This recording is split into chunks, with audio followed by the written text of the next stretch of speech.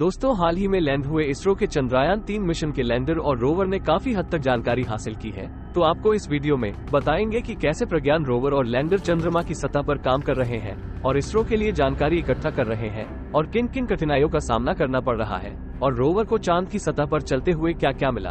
आपको देंगे सारी जानकारी, वीडियो के अंत तक बने रहे। दोस्तों, आगे बढ़ने से पहले कृपया आप हमारे चैनल को सब्सक्राइब कीजिए ताकि हम और ऐसी जानकारी वाली वीडियो आपके लिए ला सके। दोस्तों, चंद्रयान 3 मिशन सही ट्रैक पर है। इसरो के अनुसार प्रज्ञान रोवर ने चांद पर पहली बाधा पार कर ली है। रोवर ने करीब 100 मिलीमीटर के क्रेटर को क्रॉस किया। प्रज्ञान ने बड़ी सावधानी से उसे पार किया और इसरो कंट्रोल रूम में बैठे वैज्ञानिकों ने राहत की सांस ली। चंद्रयान 3 मिशन के प्रोजेक्ट डायरेक्टर पी वीरमुथुवेल ने बताया कि प्रज्ञान को अभी चांद पर कई चुनौतियों का सामना करना है।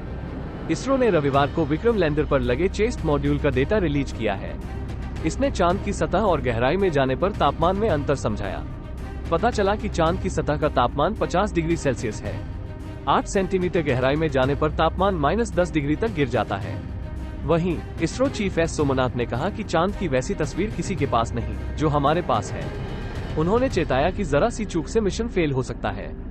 दोस्तों, आपको जानकारी दे दें कि चांद की ऊबड़ खाबड़ सतह पर कैसे मूनवॉक करता है प्रज्ञान। दोस्तों, चंद्रयान 3 के प्रोजेक्ट के अनुसार प्रज्ञान को चांद की सतह पर पॉइंट A से B तक मूव कराने में कई स्टेप्स होते हैं। हर रास्ते की प्लानिंग के लिए ऑनबोर्ड कैमरा का डेटा बेंगलुरु के इसरो कंट्रोल सेंटर में डाउनलोड किया जाता है।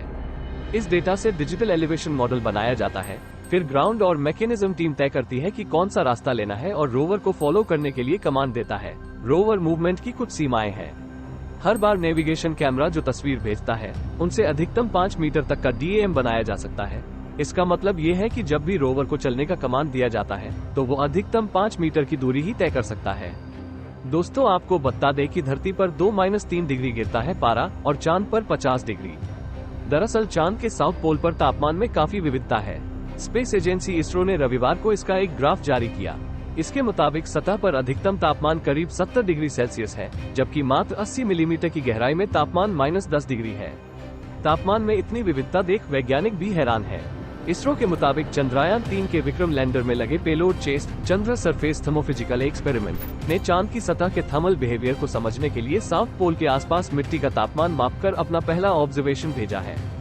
इसरो के वरिष्ठ वैज्ञानिक ने बताया कि हमारा अनुमान था कि सतह के आसपास तापमान 20 से 30 डिग्री सेल्सियस के आसपास होगा, लेकिन ये 70 डिग्री सेल्सियस है। इतना ही नहीं, तापमान में वेरिएशन भी काफी रोचक है। उन्होंने बताया कि धरती पर 2-3 सेंटीमीटर की गहराई में तापमान में मुश्किल से 2-3 डिग्री सेल्सियस का फर्क देखने को मिलता है, जबकि चांद पर यह 50 डिग्री के करीब है। गहराई में जाने पर यह बढ़ता जा रहा है और हमारी अब तक की स्टडी के मुताबिक ये 70 डिग्री सेल्सियस से लेकर -10 डिग्री सेल्सियस तक है।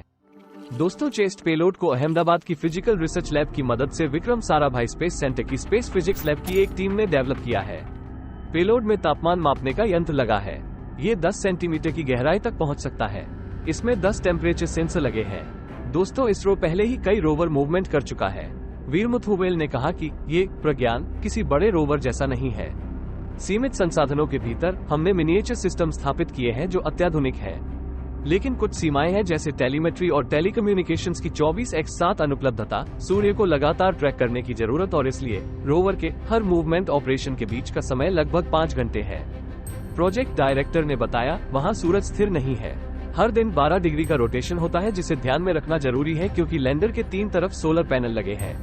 रोवर में तैनाती योग्य सोलर पैनल है, जहां एक तरफ पूरी तरह से सोलर सेल है और दूसरी तरफ केवल आधी जगह उपलब्ध है।